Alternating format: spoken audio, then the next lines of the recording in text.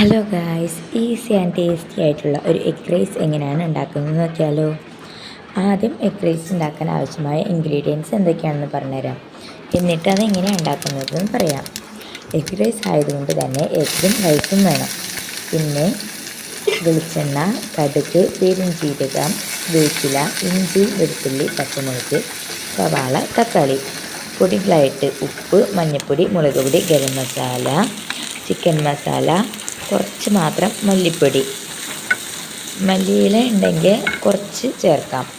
പിന്നെ വേറെ എന്തെങ്കിലും വെജിറ്റബിൾസ് ഉണ്ടെങ്കിൽ ഓപ്ഷണലാണ്, ഉണ്ടെങ്കിൽ മാത്രം അതും ചേർത്തേക്കാം. എന്നാൽ പിന്നെ എങ്ങനെയാണ് ഉണ്ടാക്കുകയെന്ന് നോക്കിയാലോ.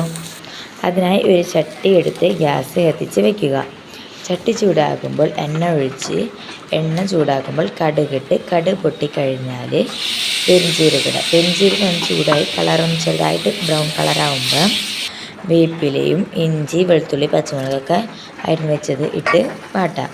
അതൊന്ന് വാടി വരുമ്പോൾ തന്നെ കുനുകുനാന്ന് അരിഞ്ഞ് വെച്ച സവാള ഇട്ട് സവാള വാടി വന്നാൽ പറഞ്ഞ പൊടികളെല്ലാം ചേർത്ത് ഇളക്കി മൂത്ത് വരുമ്പോൾ തക്കാളി ഇട്ട് കൊടുക്കുക. ഞാൻ കുറച്ച് വെള്ളം ഒഴിച്ച് തക്കാളി വാടാനായിട്ട്. അത് വേണമെന്നില്ല. തക്കാളി വാടി വരുമ്പോൾ ആവശ്യത്തിനുള്ള മുട്ടയും ഒഴിച്ച് മുട്ട ഇളക്കി ഇതായി കഴിയുമ്പോൾ എടുത്തു വച്ചിരിക്കുന്ന ചോറ് അതിലേക്ക് ഇട്ട് കൊടുക്കുക. ഏത് റൈസ് വേണമെങ്കിലും എടുക്കാം. Egg rice ready.